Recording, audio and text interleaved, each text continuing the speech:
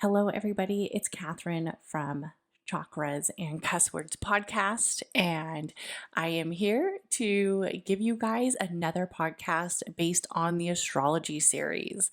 And if you are just tuning into the astrology series, I highly recommend you check out the first two podcasts of what is astrology and astrology, the history of astrology, and kind of get a little in-depth understanding of how astrology kind of all came about. But one of the things that we're going to talk about is we are going to turn our attention to the planets. And of course, I am going to go with one of the first biggest and baddest planet out there, which actually isn't even a planet. It's a star, and I am talking about the sun. So for those who don't know, the sun is massive. It's huge. The energy around the star is intense. It is literally, the sun is about 99.86 of mass in the solar system.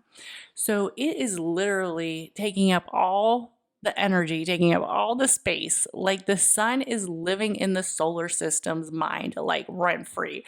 Like every time you think of a planet, especially related to astrology, one of the most important parts is, what is the sun doing? How is the sun aligned with that planet? How is the sun having aspects that is related to that planet? It's also the most important part, as many would say, of the birth chart. And the sun, what is so interesting is over 1 million Earths. Okay, 1 million Earths. So us as earthlings, and we see our planet as huge, right? But literally 1 million Earths can fit inside the sun. What? Like, I can't even, like, that just, can't even comprehend that. So 1 million of us, Earths, can fit inside the sun. It is believed that one day the sun will consume the earth. And that's what a lot of people kind of believe. And especially when we think about, global warming and all the things that are going around the areas of warming and heating, and we feel it, right? We feel the warmth, we feel the heat. And some philosophers, some ancestors believe that this period of time just starts over, right? We all start over every, 5,000 years, or every, 500,000 years. I mean, who knows? The sun is believed to be about over 200 billion years old. Like, the sun is like super old. Like, the sun may have started all of this shit. And when we think about the sun is known as the creator. It's known as that energy of bringing light, abundance, and also bringing that area of growth to the earth. So when we look at the sun provides us light, it provides us energy, and it provides us that power that we need to really kind of transition our days, right? There's a lot of things that wouldn't get done if we didn't have sunlight. There's a lot of things that wouldn't happen, like growth, like plants, animals, us, creatures, if we didn't have the sun. Could you imagine what we would be like if we didn't have the sun's energy? And as many of us know, the sun is a natural vitamin. So getting out and sunbathing actually is very beneficial. It does carry that energy of vitamin D, which a lot of people say is more powerful than getting out, enjoying the sun, enjoying the atmosphere, than versus taking vitamin D over the counter. So that is important to acknowledge, that as living creatures, we need the sun's energy. We need the sun to be aligned with us. We need this energy of this beautiful star to keep us going. So many people have been trying to study the sun, but in all honesty, like there's no way we could get close enough to the sun. The sun is hot, baby. It is hella hot, right? We can't touch the sun. We can't get too close to the sun. We can't even really look at the sun. And since the sun is so dominant and it is so big, it is basically just something we can study from afar, right? There's no way they're going to do a sun landing, right? If they even did a moon landing. I was just reading that I believe India is preparing for a moon landing. So we will see, right? We'll talk about that in a different podcast. But so there's times that we have to acknowledge how the sun is so powerful here on Earth. But what we want to also acknowledge is how the sun is so powerful in astrology. And in astrology, the sun is known as the creator being. It is known as that area of power, and it's known as that energy that shapes many of us. And there are so many people who devote so much energy and so much love and loyalty in different cultures to the sun. There's festivals surrounded around the sun. There's parties, there's events, there's holidays, summer solstice. There's a lot of energy that is transitioned from centuries and decades of how beautiful and how powerful this sun energy is. So many believe that the sun is almost like halfway through its life at 4.5 billion years old. Okay, so it's not 22 billion years old. I was just exaggerating. It's actually 4.5 billion years old, and the sun has burned off around half of the energy of hydrogen that it stores and has enough to continue burning hydrogen for another 5 billion years. And the sun is known as a yellow dwarf star, right? And as far as we know, there's only one sun. We don't know what's going on in other solar systems, but we know in our system, there's only one sun. But what will there be other suns? We don't know this yet, right? And the distance between the sun and the earth tends to change, right? Because we're both moving. So because the earth travels on an elliptical orbit path around the sun, so it's not necessarily that the sun is traveling around us, because let's face it, the sun's too big to move probably.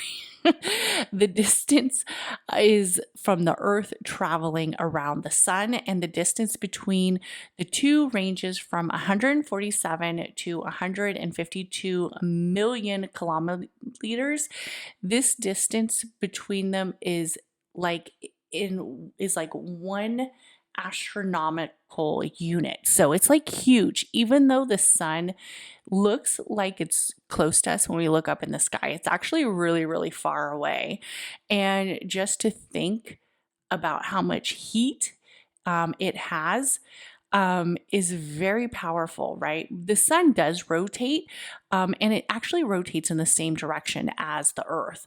So it continues to do like it is viewed from the north, and the sun actually does rotate in a counterclockwise direction from the west to the east, just like most of the planets.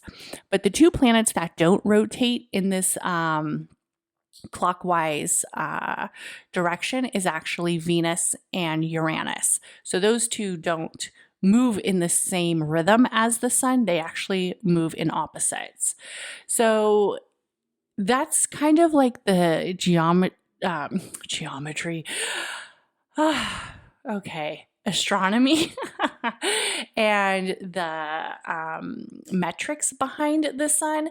But let's get into the mystical area of the sun, the beautiful energy of how the sun is the energy of the light life, and it really brings that radiant energy of heat to a person in their chart.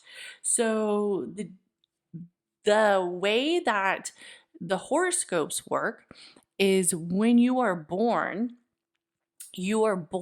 under your sun sign, which is the 28 days, usually 30 days to 28 days of when that sun was in this zodiac of the zodiac calendar.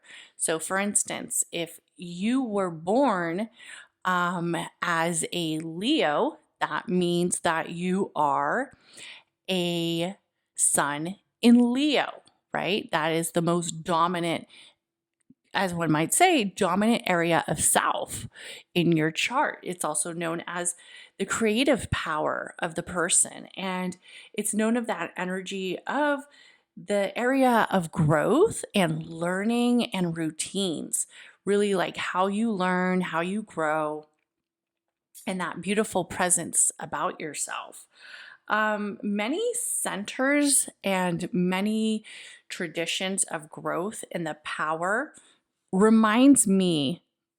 So the sun energy, obviously, it has to be an element of fire, and we know that the sun is the ruler of Leo, who is a fire sign. But also, when we look at it in the area of the chakras and the area of energy source, the sun really has that dominant area of space that is surrounding the solar plex chakra.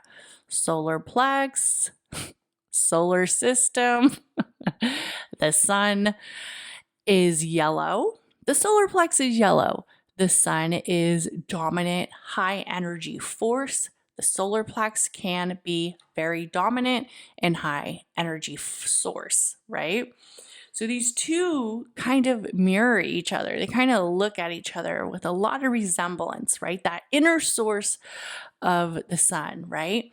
Of course, there are some areas that different from the solar plex that the sun resembles as its own element. The solar plex is also the element of fire, where the sun is the element of fire as well. So when you are thinking about your sun sign, I also want you to kind of think of that energy of the solar plex as well, that energy of the solar plex chakra. The sun is known for being the transition of seasons as well. And when we look at the area of seasons and how seasons play such a vital part in our lives and such a important part of our lives, we have to think of the seasons as a energy that we move with, right? We can't fight the seasons.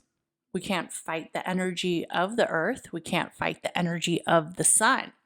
So at certain times, the sun will not be rotating in the energy where it's as viable, right? We have, the summer solstice entering right around Cancer season, where we're entering the entryway of the sun. The sun is here for longer days, more time for growth, more time for daily rituals, more time for daily routines, more time for daily habits, for getting out our core message, for getting out our self-expression, for getting out that time that is really known to us. And also what's important about the sun is that it has that energy of not only the time that the zodiac was born, but it also has that individual energy of what area were you born in that was the rising factor, right? So many of us know that if you were born maybe during the daytime, you would be considered to have more maybe solar energy because your rising sign would have been born during the higher hemisphere of your chart, right? As one might say, you'd be like rising with the sun. But that is for a different podcast, and we'll get into that later. But also what it's really acknowledging is Your sun sign is the energy of brightness. Your sun sign is the energy of power. How do you brighten up the room as you walk in? How do you brighten up the situation? How do you bring that energy fully into different placements? Is it through working with others? Are you able to communicate your energy? Are you able to communicate your passions? Are you able to create projects? Are you successful in your energy of where it is that you want to be? So you have that ability to brighten the room like